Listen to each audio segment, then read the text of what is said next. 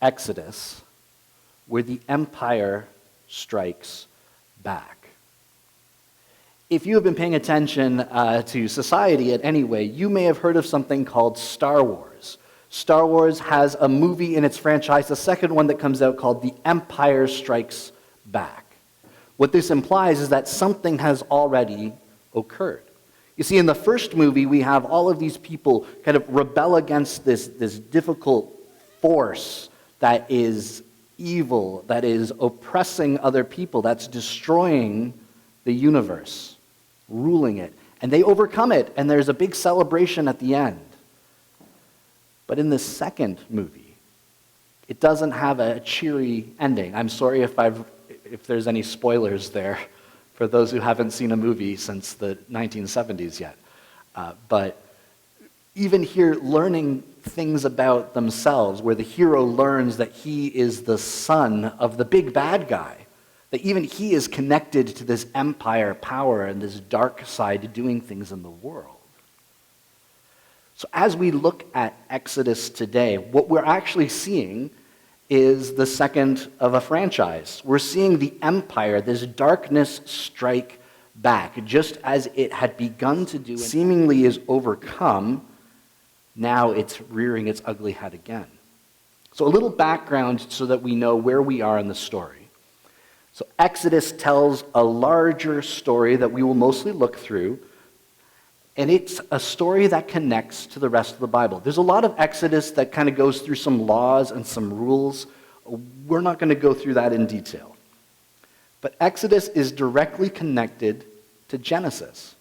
In fact, Exodus itself is the most quoted Old Testament book in the Bible. It repeats itself all through the Old Testament and again in the New Testament, and even has echoes into Genesis, just as Genesis has references that makes its way into Exodus.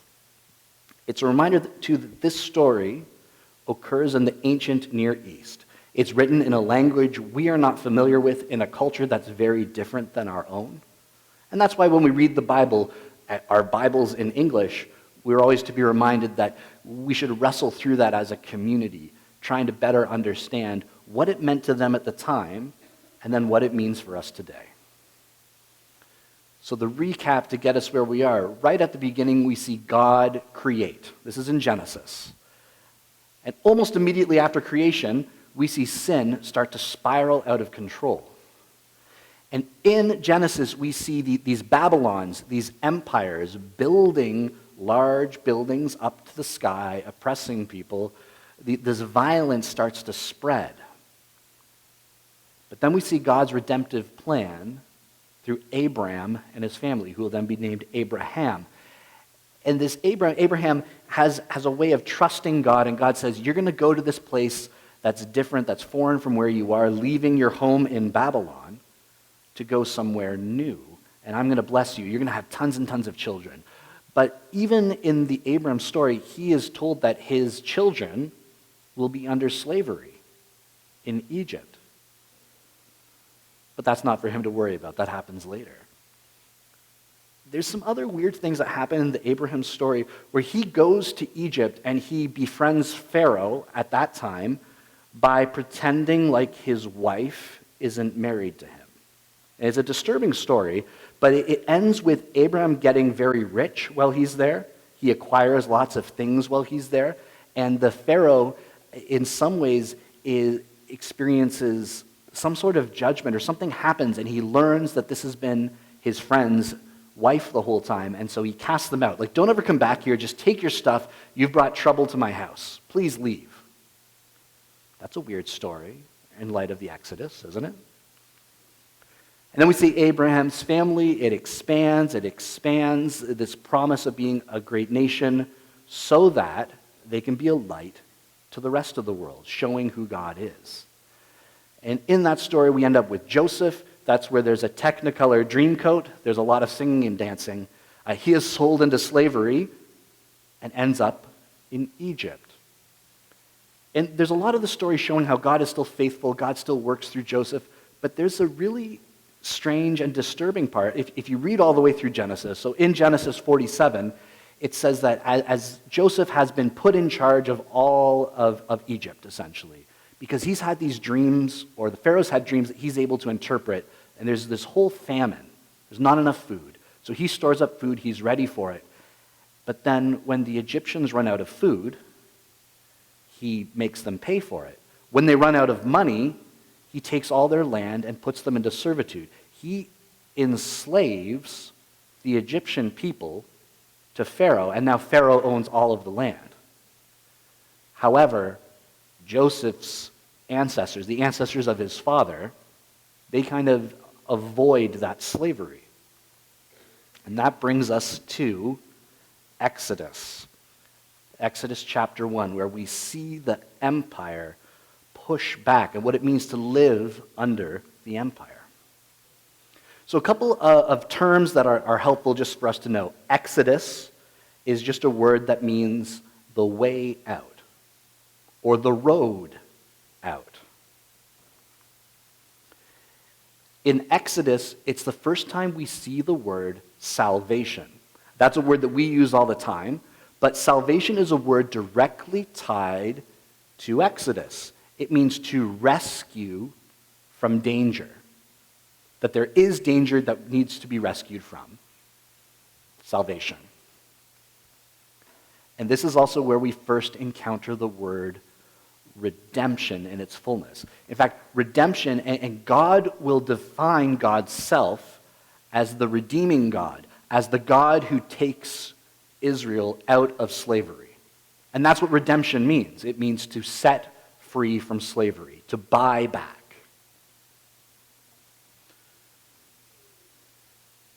In those first 5 verses of Exodus, so I'm not going to go through all of the different generations there. It actually echoes Genesis 47, kind of retells the story. What's curious about Exodus is that it starts with the word and.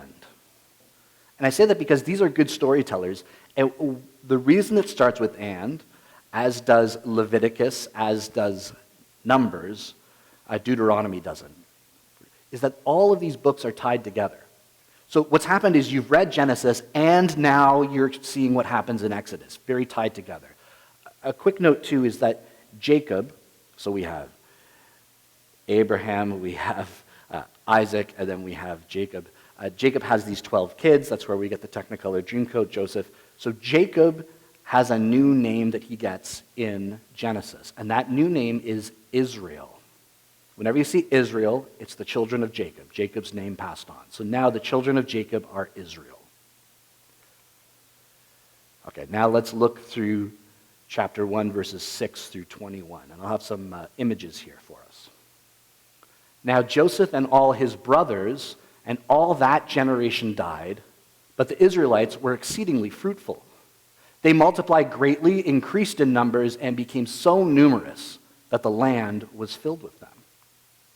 Then a new king, to whom Joseph meant nothing, came to power in Egypt.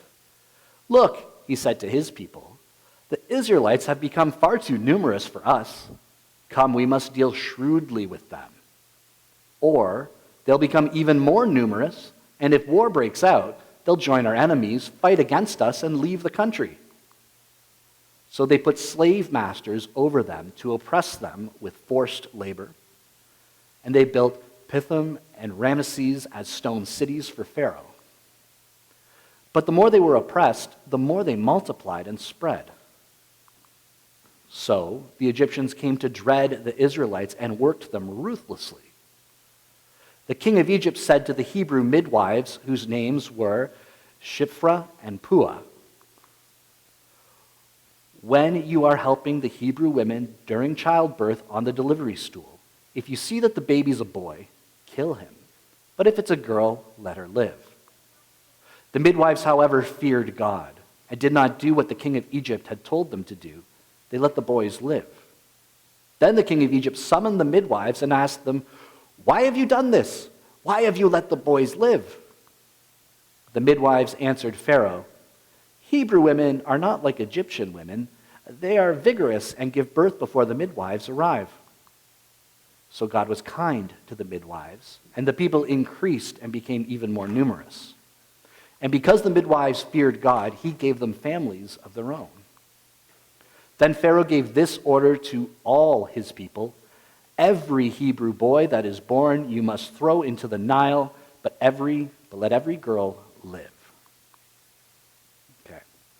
Now, a few things for us to look through in this story, in the text here. The first is to note that Pharaoh, this king of Egypt, views himself as a god. So he's making godlike decrees. He would see himself as God over everything. It was pretty common for rulers of that time, and especially for pharaohs, to see themselves as born as children of gods. So that's just something to know about Pharaoh right away. And the next that we see here is that Pharaoh views God's blessings as a problem. These people are being blessed. They're supposed to grow and expand. That is the blessing that has been put on the children of Abraham, the children of Jacob, the Israelites, the Israel people. And they keep being blessed. They keep expanding. This has become a large problem for Pharaoh. And so Pharaoh turns to the things that empires always turn to, right? He trusts in his own evil schemes. I can find my way through this. I can go and scheme my way around this. We need to go in and take this large people and deal with them. He trusts in his ability to oppress, in enslaving these people, to push them down, that they will not be able to be blessed. They shouldn't be able to keep expanding. They're being hurt all the time. They're being pushed down. See, because Pharaoh trusts in his empire power. The power and tools of empire as he continues to build big things in his name to make his name great, as he continues to build up his army and his chariots over these people, as he continues to enslave the people and have them work for his benefit. And finally, Pharaoh also trusts in violence. That first he passes it off to the Hebrew midwives. You're supposed to go and to kill the boys, not the girls, because boys grow up to be soldiers. Girls can be servants and can be concubines. They can be added for his own pleasure and for the pleasure of other powerful men. So he thinks through this violence, and then when the midwives aren't doing it, everyone's job is to throw and drown all of the baby boys. But like many people throughout history, Pharaoh underestimated the women. The women find ways of subverting this Pharaoh. It was unthinkable to Pharaoh that they wouldn't do exactly what he said. Of course they would. He's Pharaoh, he's telling them what to do, and the women, strangely maybe to us, they just straight out lie to Pharaoh. They are not at all truthful for avoiding this oppressive violence that they've been told to be a part of. Because it says they feared God. Fearing God means putting God and God's way first. What's interesting to me here too is, let's remember, they do not have a Bible to read. They do not have a Genesis to read yet. These things have not been written down in that way. Somehow along the way, the faithfulness of God has been passed on, or it has been passed on into their hearts where they know that what they're being ordered to do is wrong. Which I think is pretty reasonable to think, right? The idea of going and killing babies is wrong. Killing people is wrong. We shouldn't go in to do this just because this emperor, this king, this god-like Pharaoh says we should. Because Pharaoh's not in charge of the universe, even though he thinks he is. And fearing God means putting God's ways first, even if that means disobeying the empire. And we see this in history too. The Nazis knocking door to door, are you hiding any Jewish people here? No. That is a lie. That is protecting people. I was always taught that, in that situation, should we lie, should we not lie? The women in this story don't seem to have any trouble, and God blesses them. It's very confusing in a black and white world, maybe. But disobeying the empire to obey God is to restore life to people, to preserve the life and the blessing God has put out there, is the main value God looks to bless. Now, there are a series of questions here, and I'm not going to be able to answer all of them, but I think this passage leaves us with some of the questions that I think still maybe haunt us and challenge us to today. The first is, Why does God allow this to happen? God is God. God does not have to let Pharaoh enslave these people. God does not have to allow for these babies to be hurt. God could intervene. And for some reason in this story, we see that God does not. Or maybe he does not yet. And I don't think we have good answers to this question in life too. Why does God allow these things to happen? Whether it's a bombing, it's a killing, it's violence, it's the wealthy hurting those with less. Where is God? Why isn't God intervening? I'll note that there's something strange in this story where we know that the children of Israel, so the children of Abraham, are supposed to go to a certain land, and that's where they're to go and multiply. But in Egypt, where they were protected, where other people had to sell all their things, they stayed comfortable and stayed maybe longer than they should have. I'm not blaming people for being enslaved, but that is one rabbi's interpretation here. They weren't supposed to be here. They've stayed. They were meant to go and to leave, and they didn't want to. Maybe like Joseph, they started to become more Egyptian and the comforts of Egypt and empire than they were simply the people meant to be the people of Israel. I'm not sure, but so why is God allowing this to happen? Maybe to go and to push them where they're supposed to go, but the reality is these things don't all have to happen. And that comes to the next question. Where is God? God is only mentioned in this part of the story that we read today as that these women feared God, so they did the right thing. And God blesses them. But where is God otherwise in here? In fact, God, as someone who is working with agency in this story, doesn't appear until later in chapter 2. Maybe you've had that question before. In the midst of our pain, in the midst of that news from a doctor, in the midst of watching the news, where is God? And the last question that I think is a fair question people ask, and I think it's a question of this text. Why doesn't God do something? Now, we've read further, so we know that God does do something. But sometimes in the midst of pain, maybe the pain of other people in particular, we're quick to say, well, God has a plan. God's going to go into work on that. But for the people who had their children torn from their arms, that is not comforting. Why doesn't God do something now? Why is there waiting?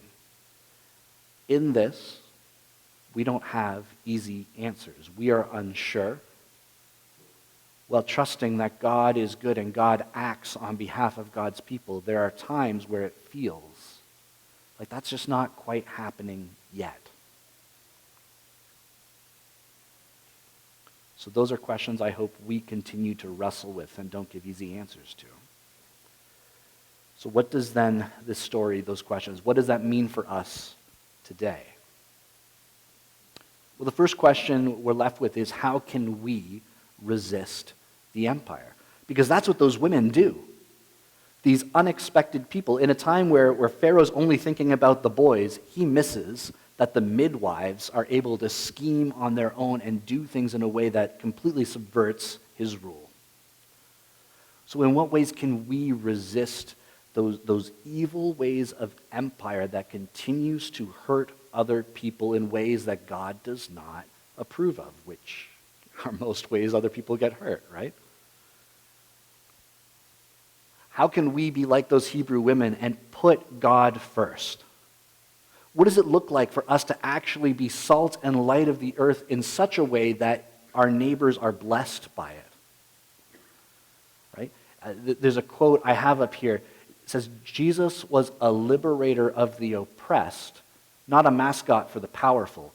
And that's not something new that happens in the New Testament. That's who God defines God's self as right here in the Exodus story. How can we put God first in a world where it seems like empires are always put first?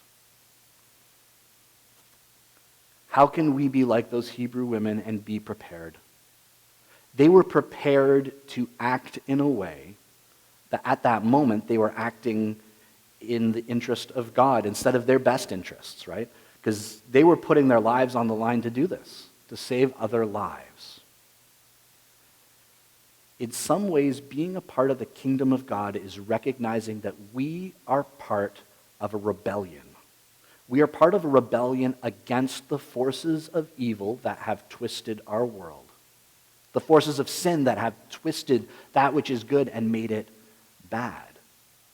How can we be prepared so that in those moments we would be able to be peacemakers and follow the Jesus way instead of the pressure that can be put on us to follow the ways of the empire? There's a great, the book of Romans is a fantastic book. And people, when you read Romans, they like to hop to Romans 13, where it says that we're supposed to go and to honor the authorities and to pray for even our emperor. And yes, but Paul was someone who is killed by his empire. And when we just read Romans chapter 13, well, you should just follow the law. You shouldn't have done those things. What we're doing is we're saying Jesus should have just followed the law. He should have just done what he was told, and then he wouldn't have been killed. We are called then to follow that Jesus way, which Jesus defines as denying ourselves, taking up our crosses, that is, the tool by which the empire kills insurrectionists, and following his way instead. And then maybe for our final question, we're asked, how can we follow the Exodus way? This way out, this different way of living, even amongst the empire, that Jesus calls us to follow, where loving God and loving our neighbor are one and the same, where your kingdom come and your will be done isn't just something that we pray once a week, but it's something that through our lives and by our prayers, we would see God's kingdom come and God's will be done in such a way that our neighbors experience that as love, that our neighbors experience that as good. That's what following the Exodus way means. Out of the way of the empire, into the way of the cross, into the way of Jesus.